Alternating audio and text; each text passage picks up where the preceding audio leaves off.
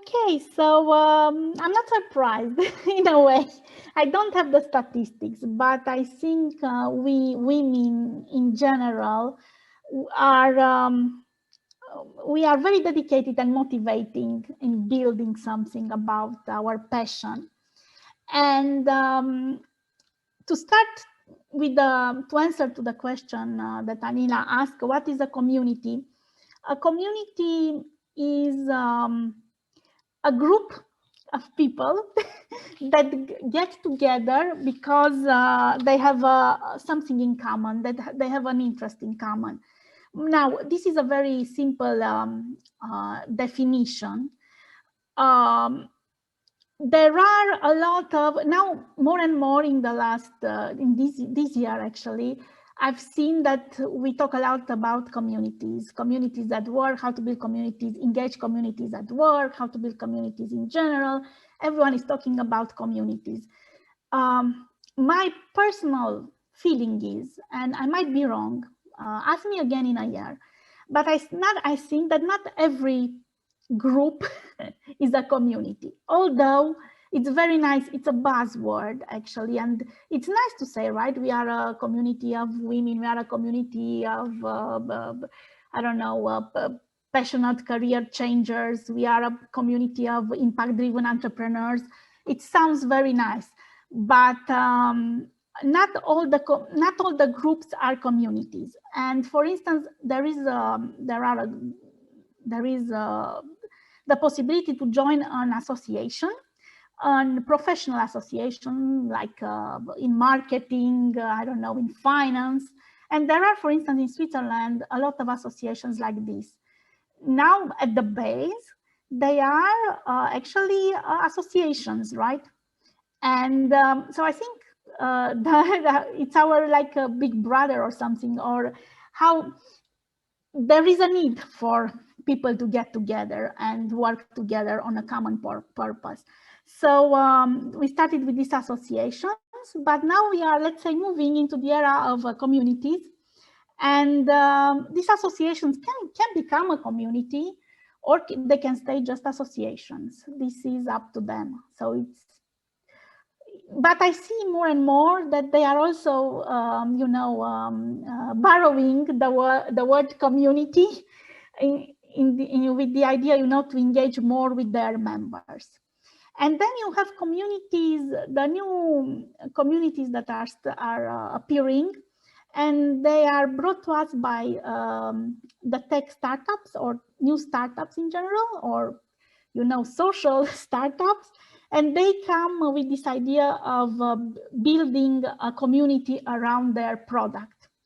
And they build an early adopters community where they are in contact with their users, and they want to make their product better and better with the direct help of the users. So this is a very beautiful example of how community building can work. And if you want to check out a community like this, you can, there is which one I can tell, because now I have several examples in one, but I'm gonna go for the one that is very visible on the website. It's a company called OutSystem. It's a tech company, and they have a community for their developers, because they develop apps, and they realize that it's very useful to have the developers close. And so if you want, I will put you in chat after their website to see how great they are in building a community for their developers. Yes, I will do that.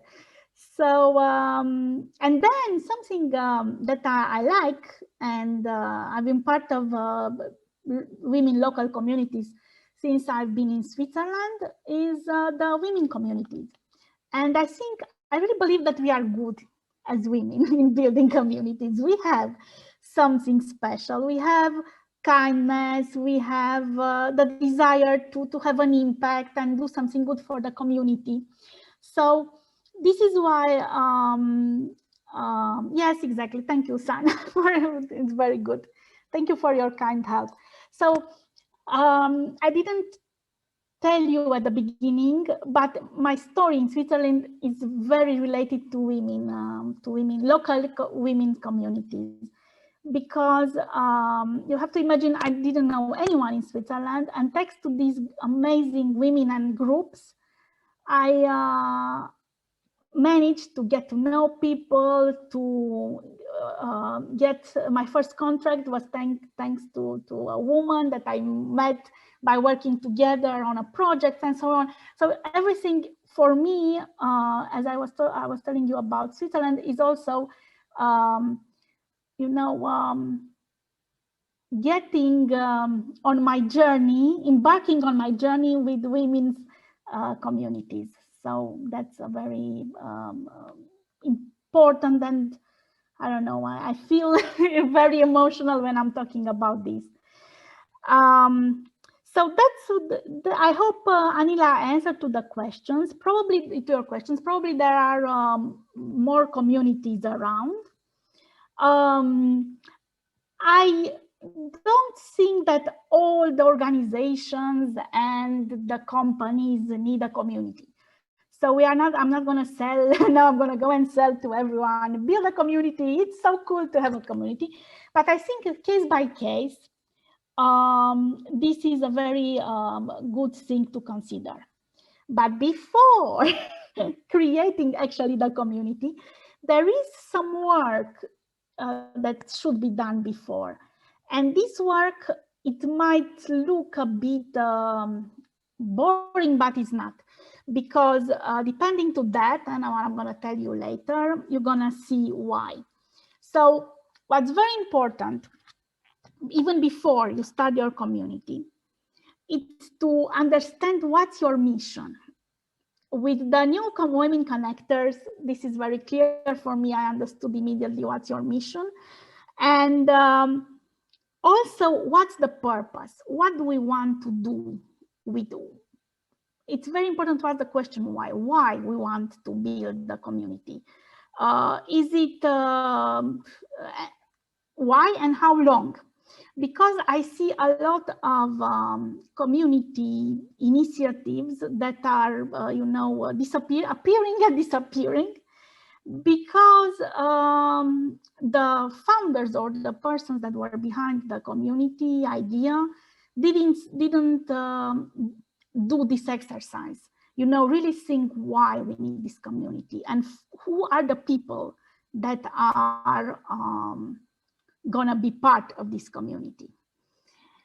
And another thing also in the beginning, it's very important, is to look at other communities. What other communities are doing and how they are doing their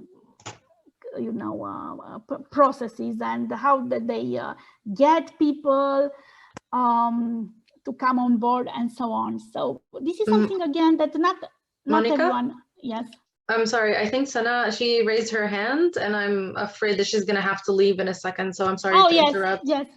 Yeah, I just wanted to thank you for doing this, because I'm a founder of a startup, and it's a social commerce platform exclusively for women.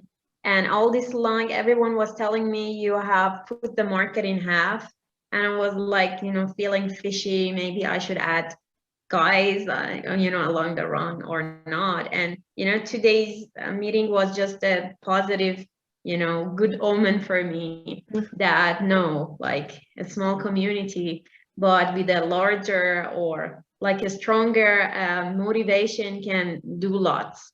And because I have to leave in 2 minutes, I just wanted to give you a high five about that. And I would love to also, along Monica, in the future, share what I have seen in a women community as well.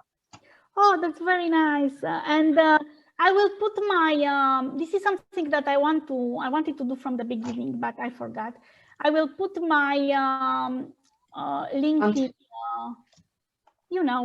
I think I always make sure to tag the person, so you can always connect with them on LinkedIn. If you're on LinkedIn or if you follow the group. But yes, please, she just shared it, so please connect. And I also wanted to say that so if you want to share your story, Sana, your experiences, so this is what we do, is that we're going to ask you to maybe give us a session and tell us about your story and your motivations and your experience with all of that. So I'm just going to send you the form here. So if you want to fill it, and then maybe the next time, Maria, for example, she's going to do the next one. And then maybe next time you can share your story and what you do and why you do it and your experiences and all of that. So we'll be happy to hear from you. So yeah, if you can, I also put my LinkedIn, and I'm looking forward to learning more from you. Thank you so much. And thank you so much. We'll definitely send you the recording. Sure. Okay. Bye-bye. Bye all. Bye. And yes, now but I think I was clear about what I wanted to say. I wanted to say that you should look to other communities to see how they are doing it. And another thing that I had free ideas, and then we can exchange and share our experiences as well. And the other idea that I was writing in here is choose the right tool. I'm talking about the tool, your tool for your community. It can be a LinkedIn group, it can be a Facebook group, it can be a community building platform, and be there and be present. And these are the 3 ideas I wanted to share with you. Now, I'm curious about your questions, and let's start the discussion, actually. Okay, I might start. Actually, I wanted to ask you, so you've been in the LinkedIn group for a while, and I want to ask you, what is your opinion? Like, what do you think of everything that we're doing? Did you actually see good, maybe good practices or bad practices? Do you see good potential or not in what we're trying to do? I mean, the actual LinkedIn group was a response to a need that we saw in a hackathon that we did, and there was a lot of women in community building was like the top thing that came up, and as a response, we kind of decided to do it on LinkedIn in this way, and then obviously we started to request the expertise of its members. So I'd want your opinion. Like, what do you think of what we're trying to do?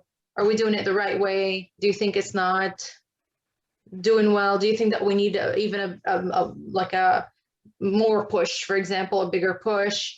Like, what do you think of what we're trying to do?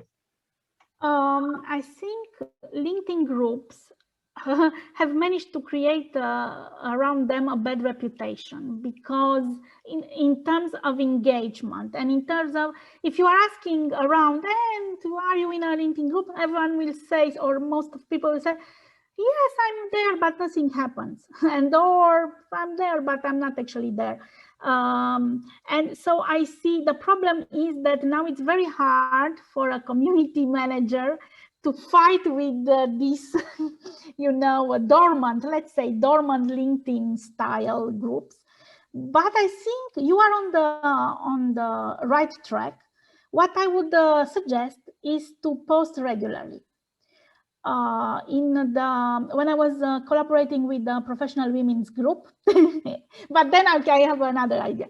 I took control of the their LinkedIn group, and I was posting from Monday to Friday. I had a calendar where I chose basically what I wanted to post, and I started doing that every day. And the result is that at the end of 1 year, I had around 200 more members that joined, because so I was sharing the events you were organizing, but I was also publishing things that the women were finding useful, because they were all women entrepreneurs or working in the corporate world. So in this case, publishing information about career development was very appreciated. and I went around career development topics in general. But I saw your reaction, and when I said that you have to post regularly, what was? So there are a couple of things here. So firstly, this is not the only thing that I'm doing personally. So I'm like working on so many different fronts. So posting regularly is not going to be that easy, but I think in this case, I would need someone to help with that. So if I can't do it all the time, I would need someone else to kind of pick up the slack if I'm not there. So that's also a bit complicated also. But I think like in time, the best case scenario would be to have like a group of people who are engaged and willing and committed. And then I don't have to post every single day. But then as a collective, we can. So that's actually another question that I wanted to ask you, because what I've seen, and it's something that I'm also trying to work, is that even within the community, there is like a group of people that's engaged.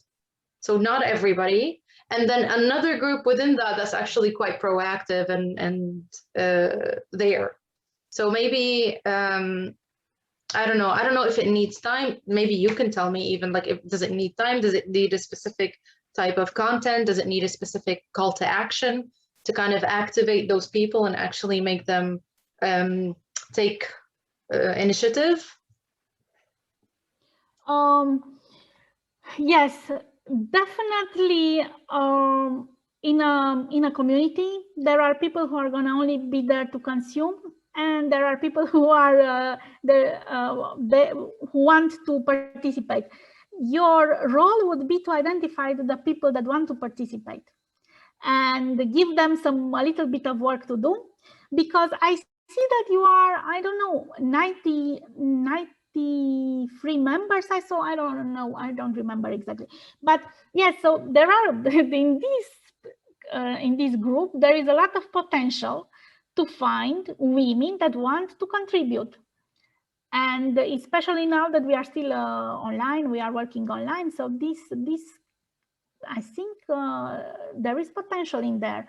It's just you need to find those, as the French say, perles rares, that want to invest a bit of their time. And this can be done by getting to know your group, getting to know your members well, and each of them. Now, I know it's a lot of work. I'm the first one to tell you, but we are living in a world where we need, especially after with the pandemic, we realize that we need connections and we need to build relationships. This is why I said we are going away from networking to building communities for ourselves. Because we are sick. Networking it's a good way of getting to know people, but in the same time it's superficial. So if you can remember something from our discussion, is don't build a network, build a community. And because communities are something that are more powerful, because in the community you create relationships. And as a community builder, this is what you do. You create the relationship. One by one relationship is possible. And it's possible because it's still small. Now, when you're going to be, and you're going to have 2,000 members, it's going to be hard. We have to find other things. But in a small community, you can really get to know the women. And one thing I like about your work is the form that you are sending to the women to register, to talk. It's very, very nice and very, very, simple and very clear. And I like it a lot. This is a very good job. And also, not everyone is doing it. So you are on top of your game in a way. Good. I have a question, actually. So first of all, thank you very much for all this content and information that you are giving us. So I noticed that now we are 1.5 years, more or less, in the pandemic. So at the very beginning of the pandemic, there was this huge attention to all that was online. So there were a flourishing and blooming of groups and on whatever kind of social media, so Instagram, Facebook, LinkedIn, whatever. Clubhouse. I mean, it was everywhere, because we actually didn't know for how long this pandemic would last and everything. So it starts more or less about 1 year and a half ago, and then it lasts for a while. But then now, I mean, I'm I'm also speaking about like in a personal experience, because I'm the manager of a Facebook group that is actually a community of moms. And I launched it in Brussels in October 2020. And it's basically a support network for the postpartum. So for all that is linked to postpartum. And the objective is very simple. So it's like a peer-to-peer platform, but in which we have actually a real in-person exchange. So the mom, who is already a mom, brings a meal to the new mom in their neighbor.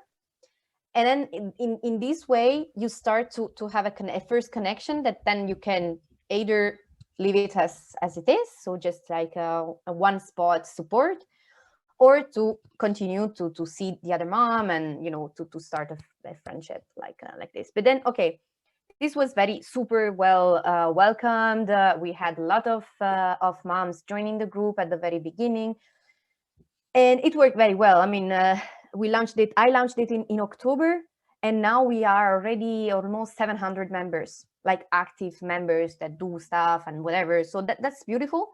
But now we are stuck. Like I noticed that maybe it's because of the summer. So the summer is coming. We are all overwhelmed with work and whatever. So we are also pretty tired. But I noticed that since 2 months, more or less, there is a huge decrease of the engagement, both in terms of people responding on the group and people doing the we call it pamperings, so doing this exchange, and we are talking about moms, so that help moms, so they know already, it's like it's really a community built around a value.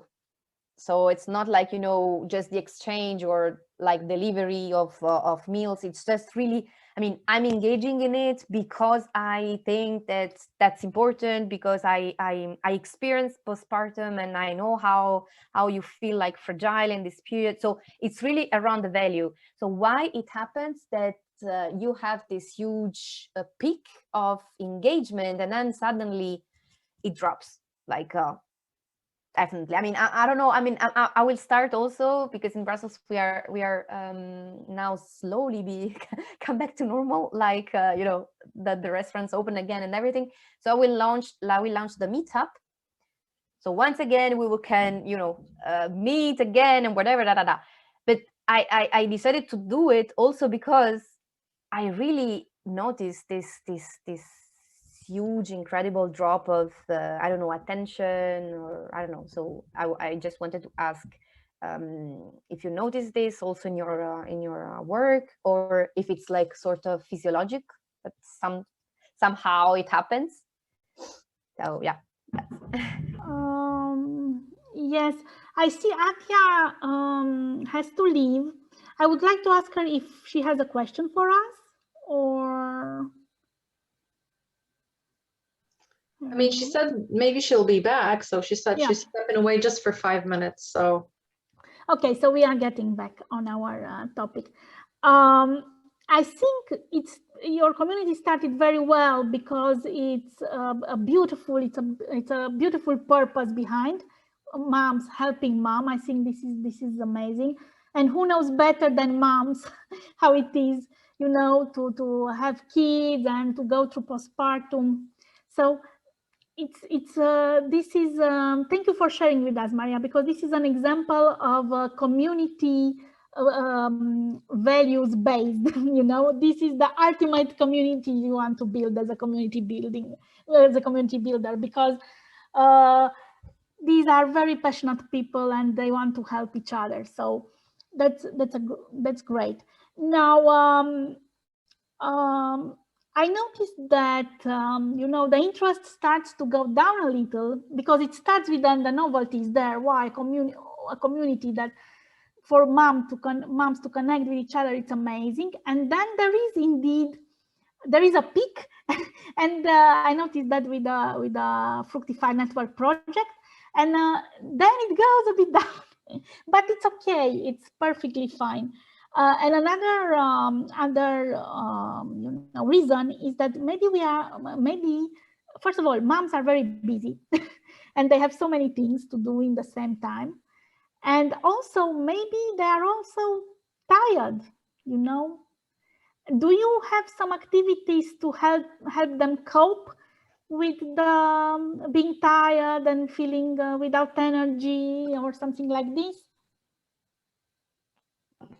Not really, because we just, it's just a voluntary basis, and it's just it covers just like 3 weeks after the delivery of a baby. So it's really like, we have these helping moms. We call them helping moms who pamper the bubble mama. So the bubble mama are the mamas that are in their bubble, and basically the thing is that together with the meal, the helping mom should stay, should support a bit the pampered mama, so the bubble mama, staying a bit with her, trying to resource her a bit and follow her through these 3 weeks. So usually we have 4 moms, more or less, that every 4 months you have 1 bubble mom. So every 4 helping mama you have at least, this is an average. It's not like that it's mandatory, but it's more or less it's like this. But then, yeah, that's for sure that they are tired at this point. I'm tired. I wanted to ask, I think Anila also wants to say something. Please feel free to just unmute and just interrupt. It's fine. But I wanted to ask, do you think that it has to do something with actually having it on Facebook? Do you think, for example, that if you have a WhatsApp group, maybe it'll be a bit more, maybe, I don't know, maybe more interactive or it reaches more people? Because I found that to be true, that Facebook is not that, like at the beginning, and then because you don't have a lot of control over reach, so you might post something and nobody sees it, and it depends on the algorithm or whatever. So if it drops a little, it's just going to keep on dropping with Facebook. And if you don't engage, then people stop seeing the actual posts. But then with WhatsApp, because it's directly, so I'm thinking that maybe that has something to do with it. I don't know. In our case, in any case, we couldn't do a WhatsApp group because we are like 680 members, so it wouldn't be possible. No, and then in this group, in this community, it always happens that first is like on neighborhood base. So you have in Brussels, I'm calling it neighborhoods, but in Brussels, Monica, you know better than me. They have municipalities. So basically, we are trying to build the community, the real one, not just the Facebook one, but through the real encounters between the moms. But it's totally normal that, for example, it happens that the bubble mama just received the pampering, and then they are automatically pass into the helping mama categories, but they never do anything for another bubble mama. So this is totally fine. It's like in the sort of, in the average of the group, it's normal. But we have, for example, very, very active helping mamas that, for example, not work for the moment, so they are just staying at home moms. So they want to also to feel that they are full. Yeah, exactly, and they do something for the community. They do something for good for other people. But now, honestly, I honestly don't know. It's just like out of clue. I just had this one of my friends. The other mom who is helping me doing this since 3 months now, and she said, "I'm out of clue. I don't know what to do. We are 3 pamperings going on, and we can't find people. I mean, we can't find moms that go pamper the new moms. So this is quite unusual. It's not something that have happened before, but that's, I mean, if I have to mirror it with my experience, I'm feeling so overwhelmed in this period. I mean, with the pandemic and everything, the fact that we are slowly beginning to also to go back to work like once every week or whatever. I mean, I'm really feeling that I need to rest. So maybe it's something, and I don't want to have any other meetings online, whatever. I'm really fed up with all the with both in person and online communities. Yes, yes, yes. And actually, I think community builders might face, burnout very easy, because we are so involved in our communities. We really need to separate them a bit, how to say, work and private life. And this is why in my private life I'm doing other things that make me happy and give me pleasure, that are not related to communities. Because if I do also this in my private life, I think I'm doomed. I'm gonna eat the community building on the bread, on the slice of bread, and yeah, it's gonna be too much at some point. What I hear there, I really hear that you want to do things, but you are also tired, and I think moms are also tired. And I don't know, a principle in community building is that you try different things, and you're gonna check what's gonna happen, then you measure the results. And one thing that comes to me right away, you can implement it or not, it's up to you. Maybe create small, you said very nice bubbles, but bubbles, really bubbles, in every neighborhood, where the moms can meet, five moms can meet together, and discuss, exchange. I really believe that peer coaching, what we are doing now, it's peer coaching, and it's we don't even realize it, but getting advice from your peers is very, very useful. And why not? Because now we are all fed up with online events. Maybe when we can meet again, we can meet in bubbles. You gave me a beautiful idea. Bubble of Volues and Lambert that meets. This is where I live, by the way, in Brussels.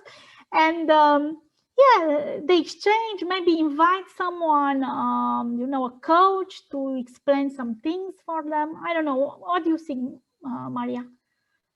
Yeah, that's definitely what I was thinking. So we are organizing the first meetup on the 5th of June. So that was my exit strategy. I said, okay, let's do something about it. Let's meet for the first time, actually, because I mean, since the launch of the initiative, we never met.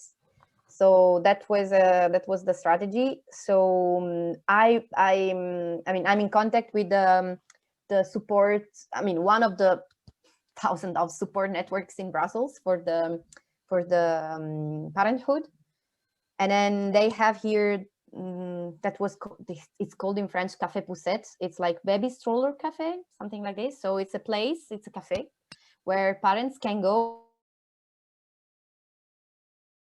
and it's like activities for parents and kids. So you have this coaching, parental coaching, but you also have a workshop for the kids, or you just have a place in which you can feel safe with your kids and just enjoying a coffee with your partner while the kids play safely. So it's like a very nice place that we are usually use very much. Also during the confinement, it was not shut down because of this very, for its importance for the parenthood. So to avoid also the parental burnout. And then the lady who is owning it, I mean, it's an association, once again. So she's one of my friends. and she said, yeah, let's do something about it. Let's you can use the space here, so for free. So we'll be doing this there. So it's like, you know, even one advantage more for the like use it as a leverage a bit to say, okay, come here, that you be safe, you can, you know, you can have your space here, and then at the same time you can meet your fellow moms. So this is definitely what we have in mind. Hope it works. We have Anila that has to go. Thank you, Anila, for coming. Thank you for inviting. Thank you. Bye. Yeah, I mean, it is supposed to be an hour, so up to you, ladies. Hi, Clovis. Can you let us know how you found out about the event? Are you in our LinkedIn group? Anyway, thank you. I'm Clovis. I'm watching from Uganda. Hi, Clovis. Yes, it's really interesting building the community. So I have to present myself first of all.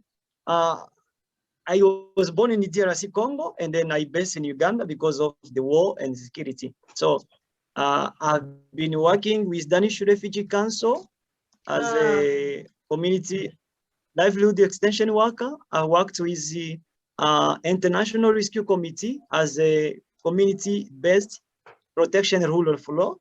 I've worked with the United High Commissioner for Refugee as interpreter. So according to my experience about the community building, I really, I'm so happy, so glad, first of all, to attend this event. Well, as you said, it's somehow difficult on the ground when you want to bring people together. Once they don't understand or they don't have the same idea you want to support them with. Mm-hmm. Remember, we have people from different background, people from different culture, people from having the different view. So it somehow challenges. I remember when I was just moving, using outreach door to door to try to bring people to understand that this is what we can try to do as a community. But I have to tell you, I've been in the field for many years. It is not easy. It is not easy. But there is a different strategies. Sometimes how people, they always pass through churches, because most of what I've seen when you pass through churches, it's really people, they really understand what you want to build with them. Yes, I came with idea to build a program about gardening. Now, the way I was using the method of farming in the permaculture design course, whereby we have to take care for people. So I've seen that one in the refugee camp. It was really worked well. Yeah. So just want to highlight, Clovis, thank you so much for your comments. I just want to highlight. So Monica doesn't really work with like community from like a refugee kind of perspective.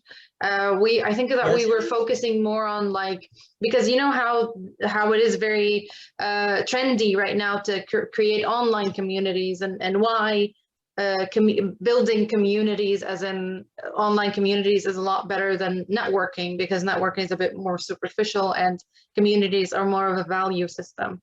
But I mean, thank you so much for your comments. I'm just trying to kind of highlight that it's a bit of a different type of community that we were trying to look into, because so this is why I was asking, like, where did you find out about the event? Was it on Facebook? Yes, I got the event on Facebook, and then I was just say, oh, this is about the community building, and then I say, wow, let me learn. So basically, we're trying to build a community on LinkedIn, and to be honest, like this is the type of community that we're trying to look into. However, I mean, building communities on the ground, I think, I don't know, Monica, we're almost done anyway, but maybe you can highlight maybe the difference between how is it different between building like a community on the ground, like you were saying now, and a community online, and what are like the different maybe foundations for each, and and maybe even, I don't know, I mean, it's different tools, it's different goals, right? It's different values, I think. So maybe you can shed a bit of a light on that. I have to be honest, and I'm taking care of online communities, and communities based, community values based, in the sense that we are gathering together around an interest that we have. So I don't work on the ground. I work online, which is a bit, you know, a new type of role that is coming up. And I would be interested to know more about Clovis's experience on that, because he obviously has more experience than me. Maybe at some point I will also work with in-person communities, but at the moment I started, and I'm working with online communities. Yeah, so I just wanted to highlight that. It is. Okay, go on. You are. Yeah, no, I'm just saying that I just wanted to highlight that, because it might be kind of like we're talking about different things. Yes. Yeah, because like the online community, I think, I don't like, what is your experience, Clovis? Have you managed to do that, or did you want to learn more about that? Because if you want to learn more about that, maybe we can look into someone with like a lot more experience, and then create another event about it. Anyway, first of all, it is really good to highlight this one. So even if I've been on ground, like try to have a networking or building the community, it can't stop me to learn again. You know, it is gaining experience and then keep learning. Yeah. Like now, I would like now to understand about environmental. This is the reason why I enroll for Bachelor of Science Environmental Management at Kampala International University, because I want to understand really even environmental, so that I can really understand also how to networking with other communities.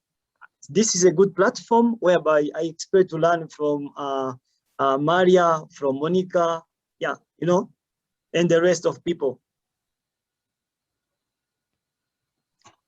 Yeah, thank you so much. I think we're going to be sharing the. I mean, we're out of time, to be honest. I don't know if you ladies wanted to add something else. It was an hour from 6 to 7, but we're probably going to share the recording online. So Clovis, because you missed most of it, maybe you can check out the recording online. So we're going to share it on our Facebook for sure. And Monica, if you want to add any final notes, we'll be more than happy to take that. And if there's any more questions, maybe we'll forward them to you as well. So thank you very much for your interest and for coming, and Razan for organizing it. What I can say is that 1 hour is never enough to talk about building online communities. So if you have more questions, let me know. I can answer if I know. If I don't know, I can point you to the right people. Just to let you know that community building is not just a buzzword. It's becoming a profession, and I am committed to help community builders from Europe, and not only Europe, to learn together, to share their experiences, and to learn from each other. So that's my take on it. Thank you so much, Atiya. Also, she commented in the chat that she thought that it was a very good point about knowing the community and understanding the people who want to be active. I think that's definitely a key aspect of building a community, is like to create like maybe a working group within that community. I think that's something that we should have done in our LinkedIn group. We didn't. We did try to ask who is excited to be a part of it, and then to be honest, we didn't do anything about it. So that was like maybe a bit of a miss on that side. But maybe hopefully, with more and more activity, we can rekindle the interest and see if we can get a group of people, like a working group, to actually contribute to the group. So creating a working group is very important. A core team is very important, so that they can also engage with like maybe engage the other parts of the community. So and yeah, I think Maria, I think being like moving from online to in person, that might make it even easier to manage, because online is like 600 is a lot of people. So maybe breaking it down and making it in person maybe be a good move, I would say. And obviously you can connect on LinkedIn and continue the conversation. Clovis, thank you so much for joining. Sorry you joined a bit late, but we'll definitely share the recording. And if you have any questions, you can just send it to us and we'll try to answer those questions or pass them over to Monica. And yeah, we'll keep on doing a lot of these. I mean, I don't want to say webinars, they're kind of like a sharing experience, more or less. But thank you so much for being here. I really appreciate everybody's time. Oh, thank you so much, Maria. Thank Thank you for you. sharing Thank you, as Chloe. well. I see what you are writing in there. And yes, let's stay connected. And community building, it's about creating something together, right? It's not each of us on our own. So Yes. definitely, let's stay connected. Perfect. Okay. Well, thank you so much, everybody, and good night. Thank Bye. you. Bye. Bye-bye.